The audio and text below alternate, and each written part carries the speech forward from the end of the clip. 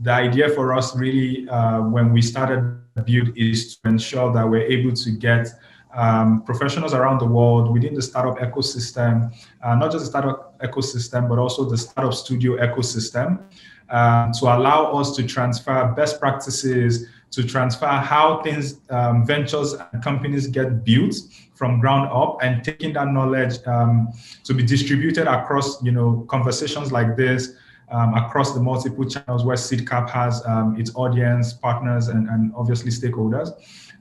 Want to further make sure that the resources that allows founders, entrepreneurs to roll out their venture in the most sustainable way, and also in the most lean-friendly way as much as possible. So without wasting so much of our time, today our conversation will be centered around building solutions that really connect with humans.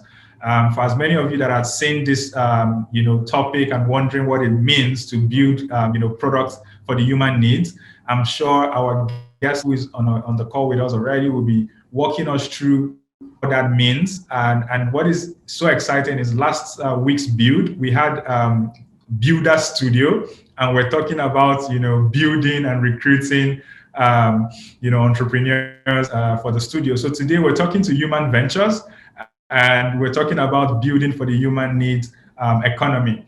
So today we have Hartnett, who is the general partner for Human Ventures. She's also the CEO of the same company, and she started this company with the goal to help early stage companies with investment, with sporting talent. She launched Human Ventures, and till date they've been able to build over 30 companies with key investments in startups such as Reserve, which has been acquired, TheSkimm, Current, Tiny Organics, Clark, which has also been acquired. Etta is an active leader in the technology community, serving on Leadership Council for the Tech NYC, and also a leader in AllRaise for the East Coast. She's also a member of the prestigious Kauffman Fellowship Executive Education Program in Venture Capital and Innovation Leadership. She frequently features on the Wall Street Journal, The Information, Fast Companies, Business Insider, TechCrunch, on building businesses and the future of human capital, as well as investing in undiscovered talent.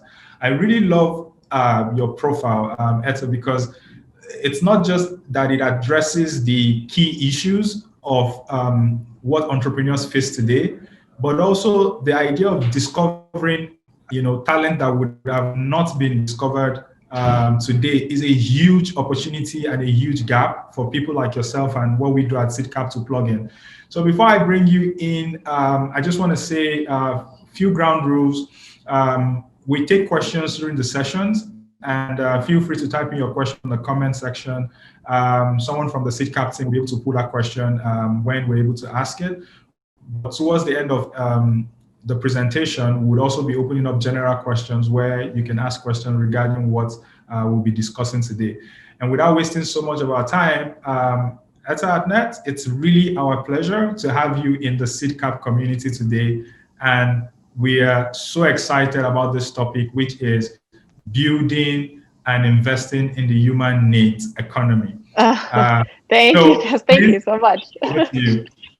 Thank you so much for that very generous introduction. And the last part that you talked about is really near and dear to my heart, and the why I really wanted to start Human, which is finding undiscovered talent, because we know that talent is everywhere. Opportunity is not often everywhere. And so the best founders are not only located in San Francisco and Silicon Valley, the best founders are all over the globe, and more institutions that are able to really do the work to find those people who have that talent and then bring them in and help them build, I think is needed. And so love what SeedCap is doing. And I think that there's a lot that we can overlap and hopefully learn from one another. So thank you very much for having me.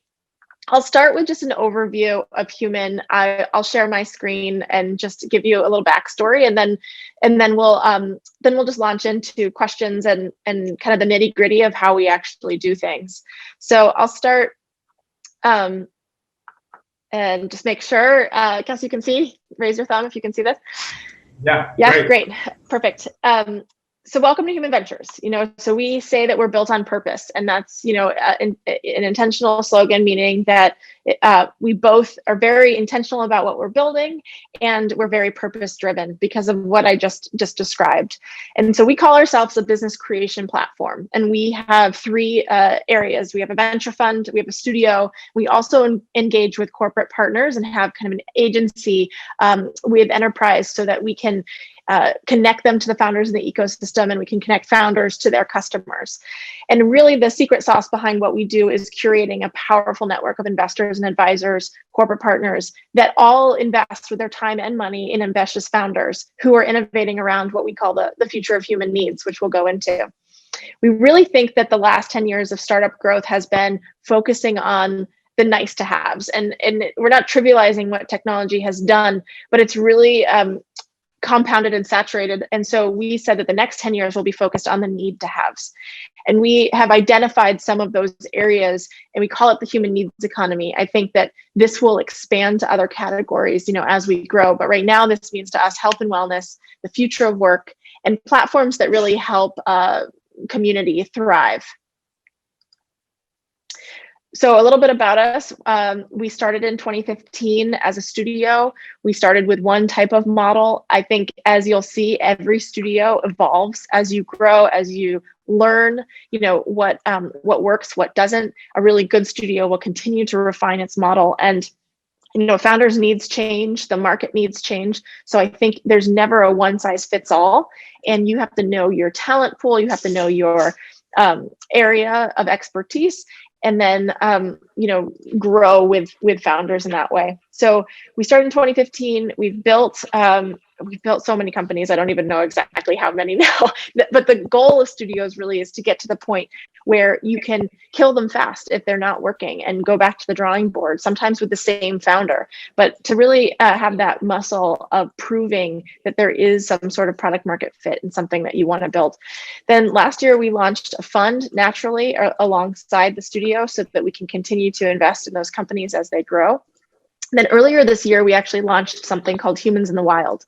And that's an iteration of our build studio. So you can build from scratch, and we still do that, but you can also bring in founders who are pretty early in their concept, and you create a community around a theme that they're building in, and together they really help each other build. And I think this is a key component and an evolution of our platform that I'm very proud of. We call it Humans in the Wild because founders, when they're building, there's always this inevitable junction point between their last business and their next business, or right before they're going to do their next business.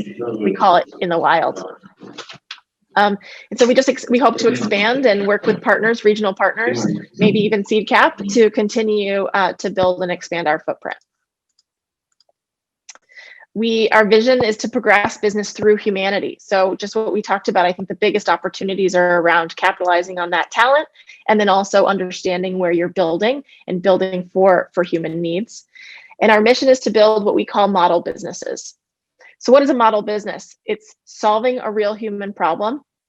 There are real unit economics that we know are going to scale. So it's not just technology without that purpose. And then there's a deep sense of responsibility to their stakeholders. So we do believe that the fastest growing companies, the companies that will have the longest lasting impact, are going to be those who are built by humans who understand how that's affecting society, how it's affecting their employees, and have that true sense of purpose around. So right now, we are focusing on one area of our human needs economy, which is the future of work.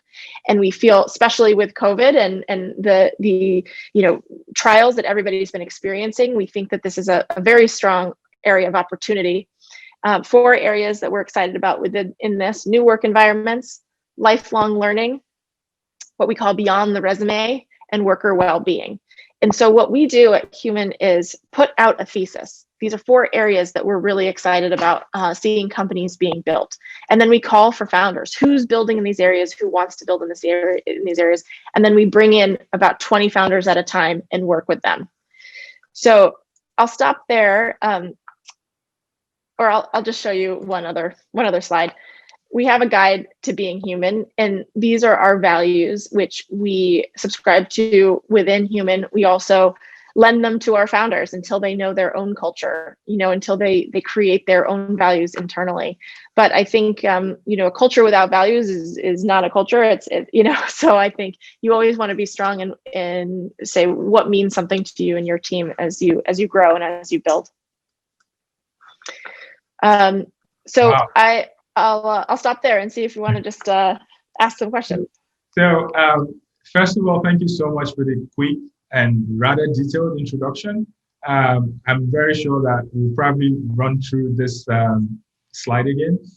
But just to start with my first question, and very much of going back into the definition of building for the human needs economy. I think the first thing is when people think of human needs, they tend to look at it from the traditional sense of needs and wondering how does technology sort of come in between that need and enhances or creates value. So do you mind walking us through that thesis that you, for example, you mentioned the thesis of the future of work.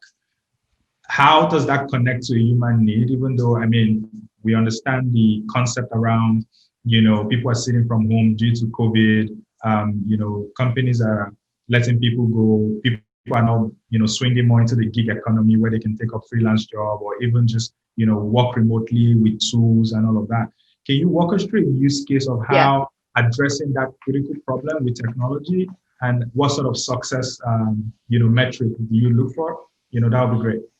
Yeah, great question. It's a great question. So when we thought about what do you mean by need to have, we said, if you're starting with the human internally, one of the most important things is your health and well-being.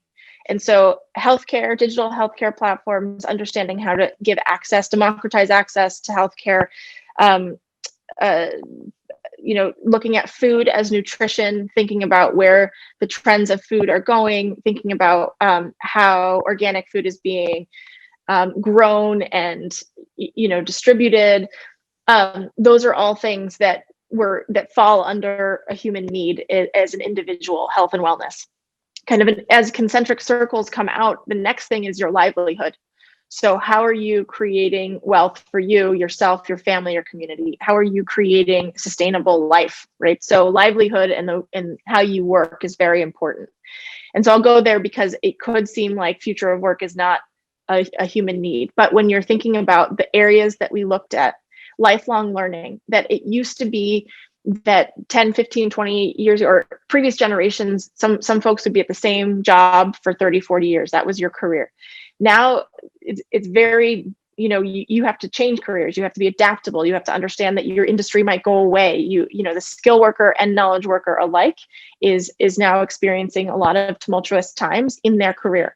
So lifelong learning is something that we're interested in, meaning how are you upskilling or reskilling? How is the employer thinking about upskilling and reskilling their employees to continue that journey of increasing your wage, of increasing your life, your quality of life.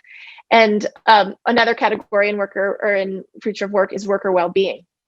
So how are the employers thinking about the benefits that an employer should be giving around maternity leave, paternity leave, fertility, childcare, healthcare? There are a lot of new challenges that people are not new, actually. They're not new at all, but they are now. People are looking to their employer to be more aware of them as an individual, because that in turn will produce more productivity, right? That your company should be taking care of you as a whole human, not just as a product, output machine. Mm-hmm. And so those are areas that we're excited about, because there are plenty of technology firms that are focusing on just the collaboration tools, or the tools that are going to make you more productive, or the infrastructure layers, cybersecurity, and all of these very important things.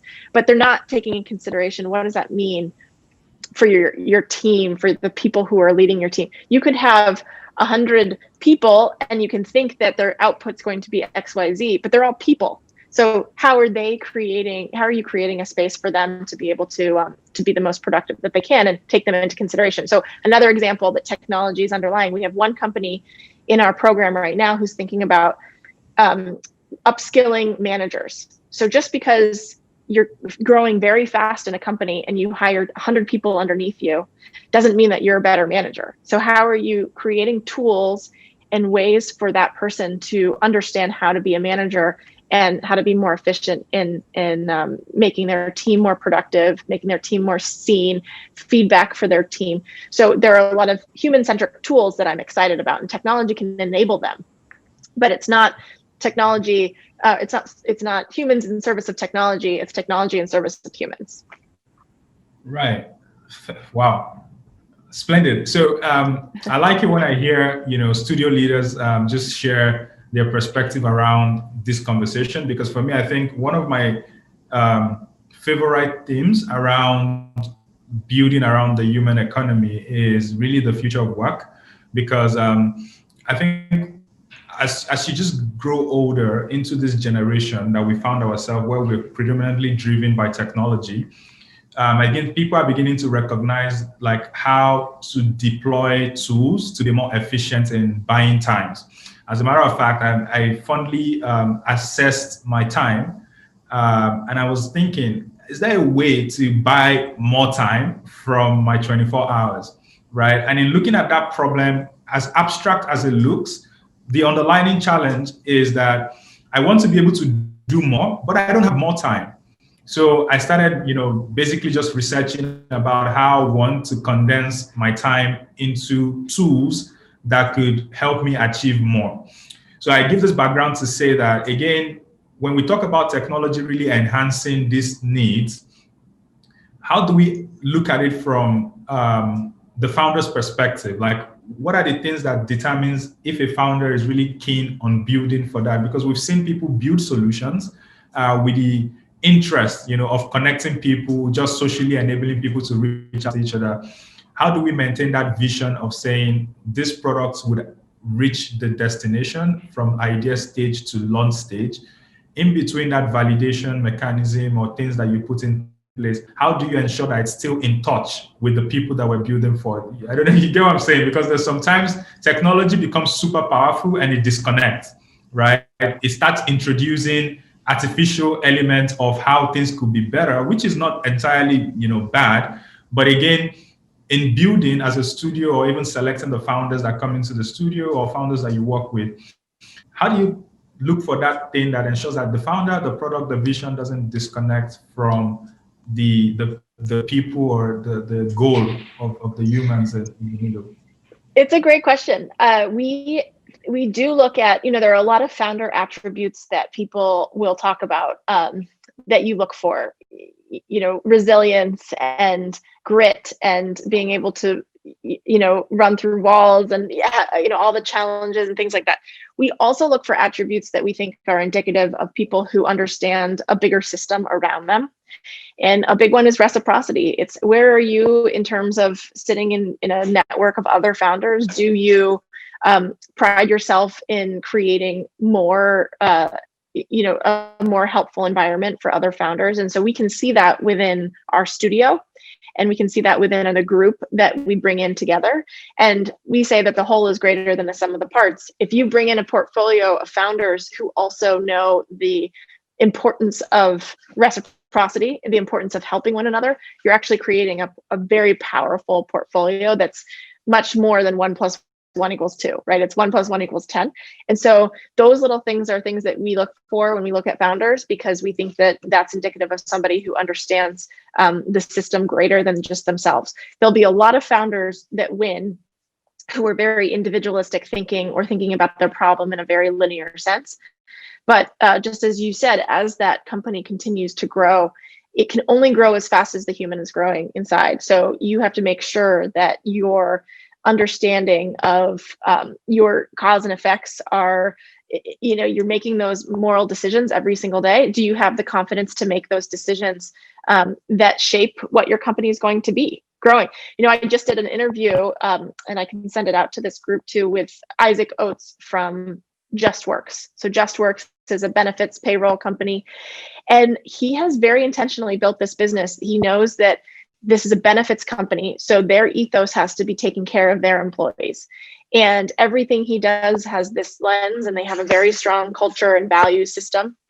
And I think it's really important to set values in place, and the way that you hire really makes a lot of difference, right? So he said, it's interesting because when you first start a company, you hire people and you have those values in that framework. But then the people you hire start to hire people, and you start to not have that control. So you have to have some sort of DNA that is through the entire company that's aligned with the values that you think. So as you grow, it continues to grow along those lines and be intentional. And that's the beauty of being able to start a business, and you have the control over that. And it's also could be very detrimental if you don't think about that from the very beginning. Wow. I don't know if that answers your question, but that's how I think about it. No, it does actually. So, I mean, what I hear is, one, we, aside the, usual suspect of having the grit, having the tenacity, the resilience, the push-through war features, it's also very important that reciprocity is a key sort of like identifier, if you will, in founders that, would shape or sustain the culture of building across, human needs altogether. So I think that is quite spot on. The other question I also want to chime in is, how do you identify a market? So, for example, at SIDCAP, again, the beautiful thing about studios and our models is we share a lot of similarities, and obviously we're all, like you said, reciprocity. The goal I think for every studio is to create more founders, create more capital into the ecosystem, so more people can build solutions that are really rewarding for time and obviously for changing economies. But when we distill that back, I think in being able to identify the sweet spot of where should I build for. So when we're saying the human need economy, we've been able to break that down into, different categories. For example, I know there's this famous article that you have on TechCrunch that sort of broke that down into about like 10 different categories, as you mentioned, from mental health, women health, food and nutrition, telehealth, wellness, healthcare, elderly care, sleep, loneliness, alternative medicine, personal care, and personal fitness. I think personal fitness is my favorite because I wish there are products that, and I think there are a bunch of them, like you could just get a trainer on the platform, schedule when they should come to your house or come to the office or whatnot, and sort of like arrange how that will work. All the payments, screening, and all of that happens on that platform. When you distill that process, it's really a lot. If you had done it traditionally, you would either go to a gym membership, ring up the trainer and do all of those sort of little bit that takes that time. So it's one thing to say we're building for that market, but in identifying that market, we go about it by saying this is the middle market where there is a seller, there is a buyer. Because again, the basis of human relationship, when we look at it from a commercial perspective, is there is a buyer, there is a seller, and we want to bring them together in a very healthy, collaborative way for them to create value. So how do we go about identifying markets where these opportunities exist to build for humans, right? I mean, it would be great to see how humans look at that question in defining which founders we work with, what product we eventually build, and how do we deploy our secret strategy to ensure that this works. A lot of question, I know, but I'm sure it's a great point. And I'm not going to pretend that we have a secret formula to be able to distill down what we want to build. I think a couple core principles. One, we say there's a myth of the big idea. It's never one big idea that is the thing. Like Jeff Bezos didn't know that Amazon was going to be Amazon when he started it. But if you find founders, we'll never start a company without the vision driver in place. And the vision driver is that founder. And so you find somebody whose life's mission has been in and around this topic, and it might not be the exact company idea, but they know where that space is going and they have some sort of insight.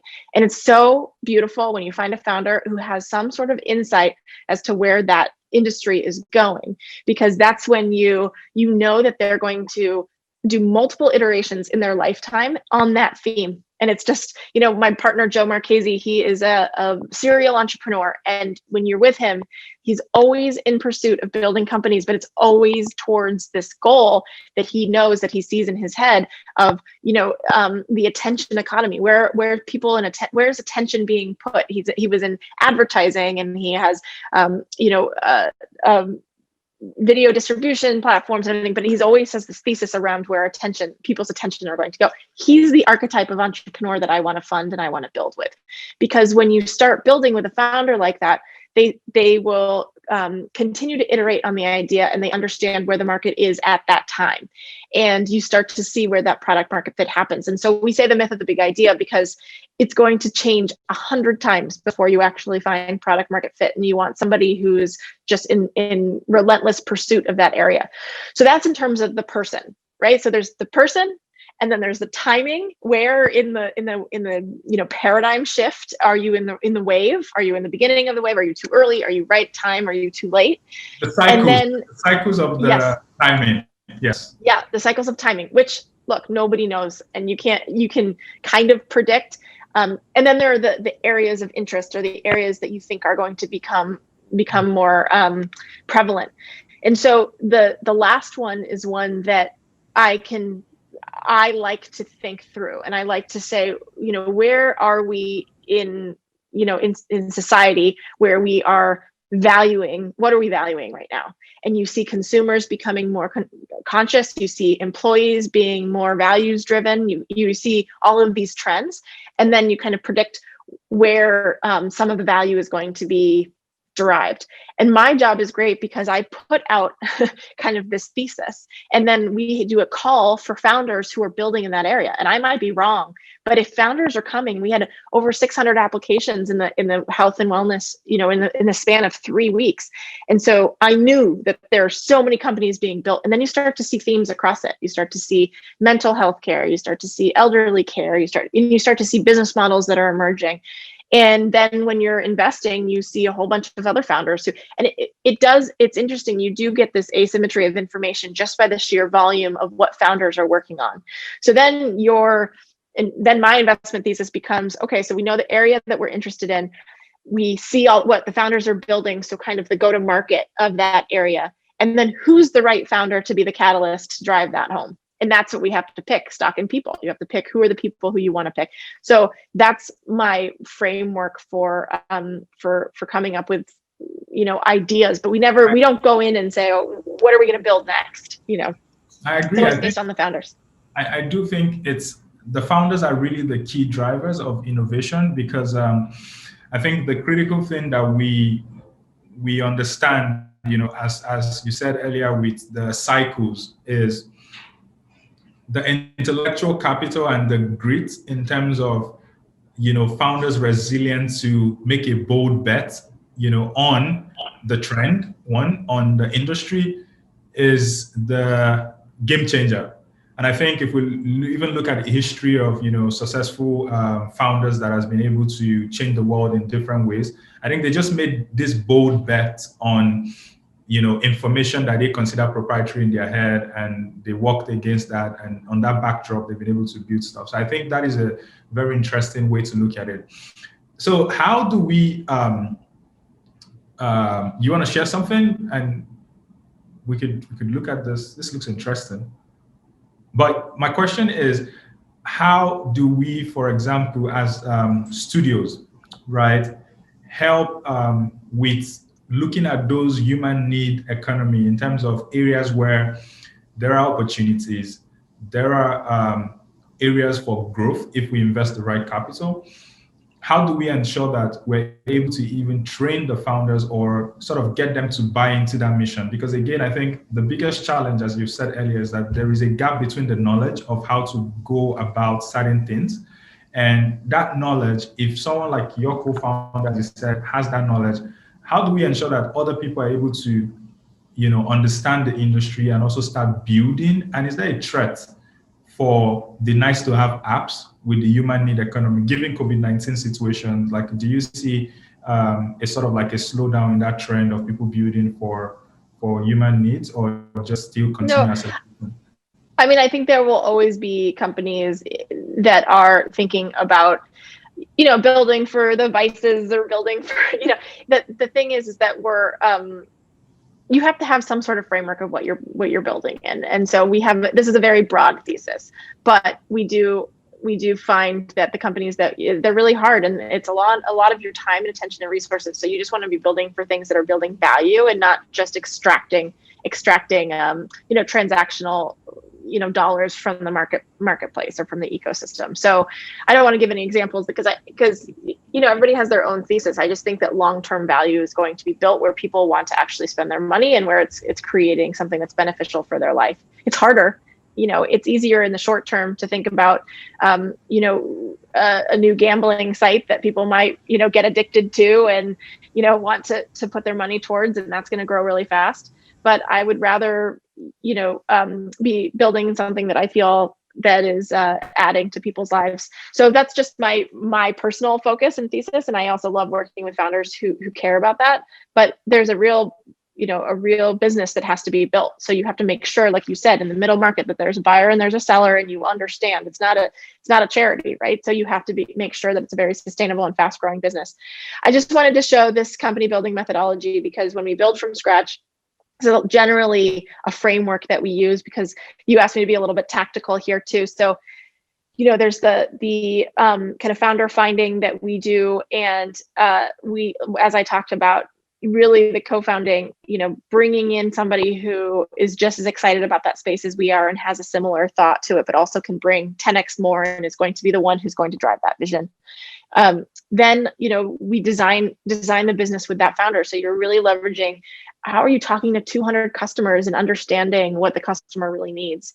Then we go into what we call collide with the market as soon as you can. So you build, you launch, you iterate. And so this is one of those things that, I love watching founders who are just infinitely curious. They want to know how the customers are interacting with a product or a service, and they build and iterate on that. And then that's when we look to actually fundraise and fuel to accelerate. And so this program of 6 to 10 months is really the core of how we think about building. When we build from scratch, and then it's a little bit different with the Humans in the Wild program because that's a 100-day sprint. It's a 100-day program, and it does this in a more concise time. But I just thought that would be an interesting thing to share with the group and see if there are any other questions around that. Yeah, I think that's thank you so much for sharing. I don't know if there are questions at this time. If there is anyone that has questions, I think there is a question that says, in regards to okay, so there's a question from Andrai. It says, I see that. So how do we look for operators to join the Human Ventures team and help with product design and strategy? And that's a great question because every founder needs different things, right? So we have what we call co-pilots. And so in the Humans in the Wild program, it's 13 weeks and you have a co-pilot as a founder, and each co-pilot has a few founders that they're working with. And we call it that for a specific reason, because nobody knows more about your business than you do. And you quickly end up knowing so much more about the market, but you do have somebody there who is guiding you and holding you accountable for some of the metrics that you want to build out. So we look for people who have built in operations before, know how to scale, especially from seed stage to Series A. So they know what those metrics look like. Those co-pilots sometimes have an expertise in the theme that we're building in. Future of work or job recruiting right now, because that's one area that a lot of people are building in, kind of redefining job recruiting. And for our team, we have a founder coach in residence. So that's a big one. It's people who, a founder coach who meets with the founders, makes them understand their strengths and weaknesses. And so as they start to build out their team, they understand who they need to have around them. We have marketing and community. So we operationalize our network. So one of the value adds of our program is that a founder will come in and say, I need to talk to 10 customers. Can you help me get to Spotify? Can you help me get to this person at this company? And so we try to make those introductions very fast for them. And that's a big value for the founder. So people who understand the nodes and the networks. So that's one area. We do have design capabilities and engineering, but really we try to get the founders to hire in for their team as soon as they possibly can, because that's not really a resource that you can share. You know, you need somebody who's dedicated on your project or it won't move forward. So those are things that we try not to share. We do have finance, accounting. We have a whole back office that works with the founders, business modeling and things of that nature that can help. Hopefully that answers your question. You can see on our website the the skills and functions that we have, and it's fluctuated over time. It just depends how many companies we're building. Are we building in-house, or are we, doing more of the program? Fantastic. Thank you so much for the answer. I do have a question. So in terms of investing in the human needs concept, right? How do how do people look at that investment today? How do people get to play in that space? So I know the studio, one of our strengths is the ability to allocate and raise capital efficiently. But also a lot of angel investors, a lot of people want to jump into investment generally. And so how do we get them to see the need to fund, some people would say it's a new concept around saying I'm building for human needs, because ultimately whatever you build is for profit. So how does it really attach to the need? And what people might consider as needs traditionally varies. But if we focus more on the investment side, getting people to see the value of why they should back entrepreneurs who are focused on this issue, how has that been so far? Because again, there's the resistance of people saying the difference between human needs economy and the social impact economy is a thin line. So we are saying while we're building for social values or socio-economic reasons, because it's driven by core thesis and core belief, we also believe that we can drive capital appreciation or also drive some sort of value for people who back those companies.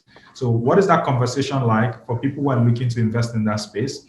How do they spot, I know you mentioned how to spot the market and how to spot founders who are great, but when you're dropping your check, it usually feels different because those type of conversations are very high level and also determined by case by case. So what has been the experience and how has that been given the markets where you are, maybe just to have a comparison with our own market as well? Yeah, so I think the reason that you have any type of thesis are twofold. One is to let founders know what types of companies you're interested in investing in, so they come to you. So you start a flywheel. So people say, oh, I know I'm a human type company, so I'm going to come to human first, because you want to be able to have access and see as many deals as you can. So that's one reason to even have a thesis and not just have a name of your company and put it up there. And the second is your internal decision making. And it's thinking about where the market's going and where you think you want to invest and where you think value is being created and where is it underfunded and where is there an arbitrage opportunity. And so, I don't think every day about the human needs economy. I do think about each company deal by deal and whether or not that company fits what we feel, is going to be a high growth company that's also fulfilling the broad thesis that we put out there, because we think that that's generally where value will be created. So I think it's really important to just drill down to each company. We thought that women's healthcare, it was an obvious gap, that the wellness gap is huge, and a lot of standard of care was designed for males the ages of 25 to 40, and so you have a lot of room to grow where there's specialized healthcare for women, for people of color, for those who suffer from diabetes or from thyroid issues, and so there's a lot of nuance in healthcare that has not been built for.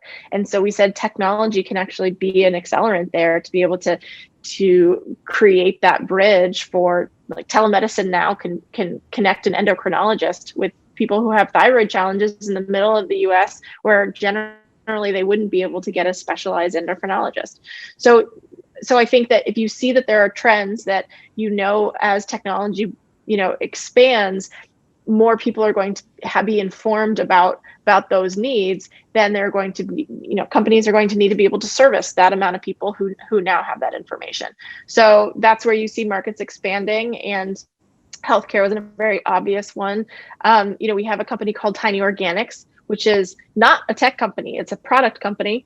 And they started with baby food, and it's veggie forward baby food. So you're training your babies to be more healthy from the early onset of their life.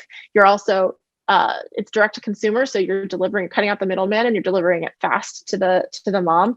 And it's a subscription, so it creates ease. They tried to keep the price point low, so it can be accessible to many people. And so that's something that we feel the founders, just from the very beginning, they didn't even want plastic as the containers, because they knew that plastic was going to become a problem for the environment. So they're very intentional every single step of the way.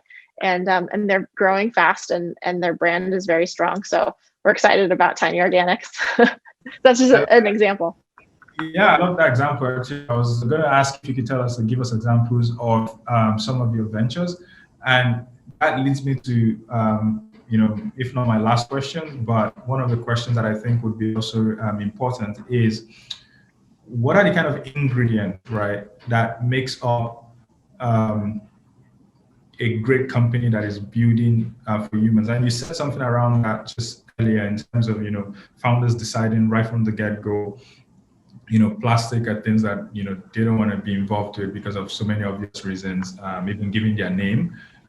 They're also thinking about, okay, from the get-go, want to cut out the supply chain problem.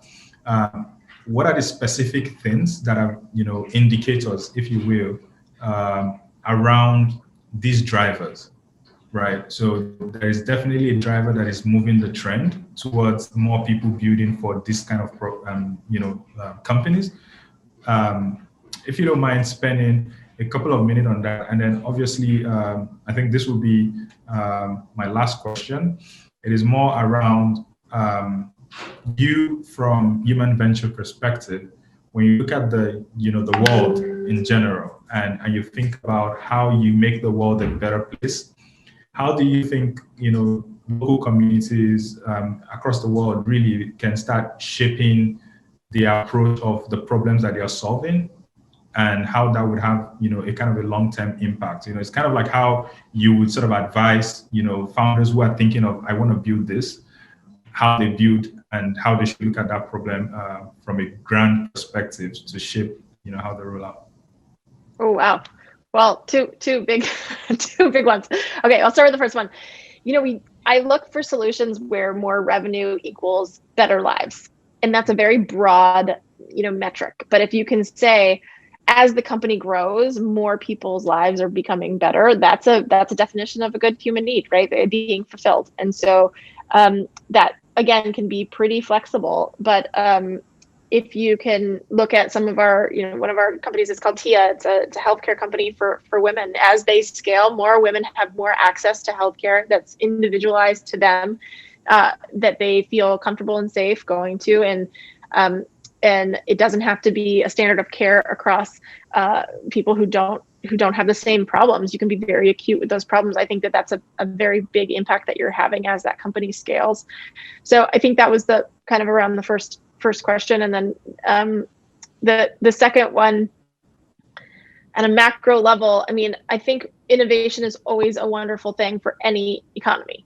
And so creating jobs is a very impactful solution, and creating economic development and wealth in a specific area. And I grew up in a small town in Iowa in the Midwest. And in the small town, we had a lot of entrepreneurs, and that is what made, the town thrive. It was employing people from the town. It was thinking about new industries. It was in the middle of Iowa. There was a lot of space and a very low cost of living. So you could have a lot of outsourced companies, and you didn't have to pay the prices of New York City.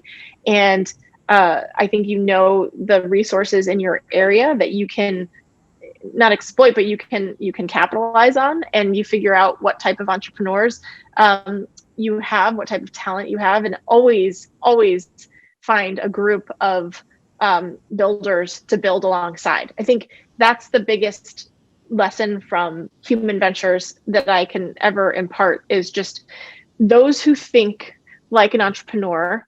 If you have them together, 1 + 1 = 10.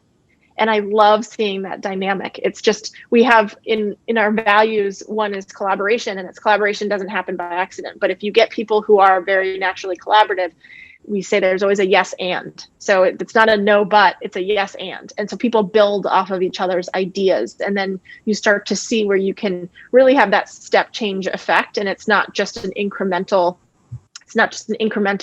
build.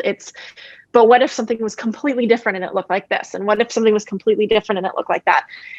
And, founders are a little bit crazy. Like they think, outside of where the norm is. And I think now that the media has portrayed founders a certain way, and that not everybody should be a founder. It's hard. It's lonely. It's like, that's why community is so important. Really know if you want to be a founder, because it means that you're really comfortable being uncomfortable. And so that trajectory of growth, I think, is not always for everybody. But when you know it, that that's who you are, then I think you should own it. And you should just say, I'm fine falling, I'm fine failing, but I know that I'm going to get back up and keep doing it. And then you get more confidence every time you do it. And failure is great. And if you are not failing a lot, it means that you're not taking big enough risks. And so you won't get to that point of growth that you're actually looking for. So I think failure should be celebrated a lot more, because if you learn from it, right? You learn from each one. And then, just put your mind to something, because you won't ever know what the outcome is going to be. It's every step of the way, those little decisions, that are being made. And I don't know if that helps. No, like this is like one of the best advice I received. And for every time I hear it from people who understand what it takes to not only start, grow, operate, manage, and sort of like hands off, the ultimate exit that we're all looking for. And I think, like you said, there's been a lot of media misrepresentation around entrepreneurship, founders, and especially where it takes roughly, I think Amazon is like 20 something years now plus.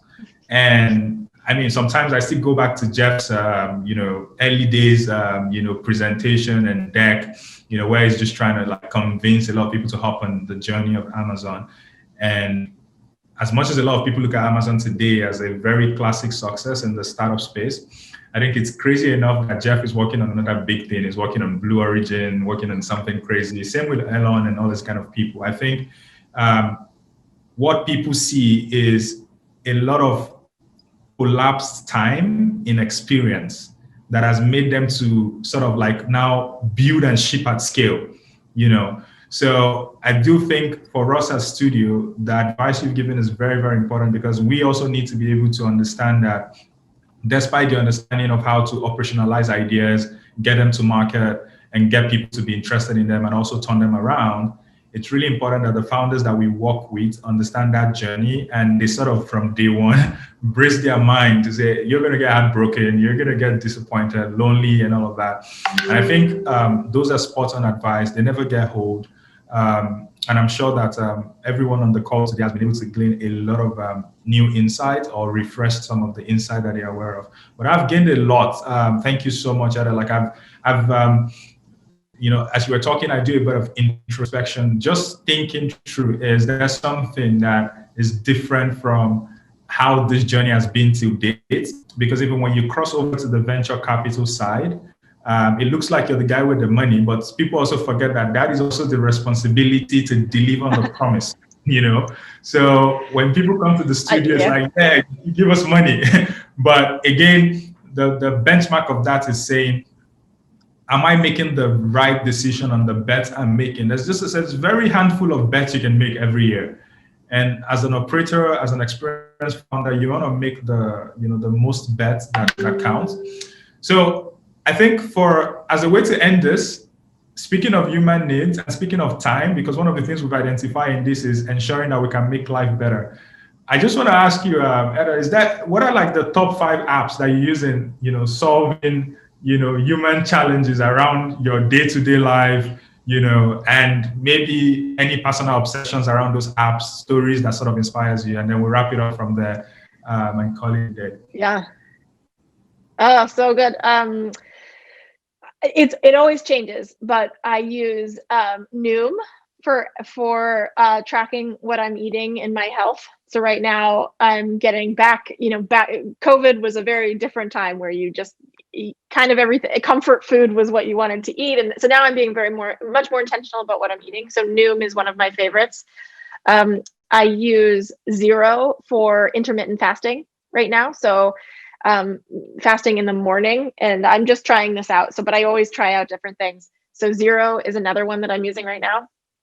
I love WhatsApp because I just have my threads of all of my communities, and it gives me a pulse of just so many different communities. So I have my community of female GPs, I have fellow founders, I have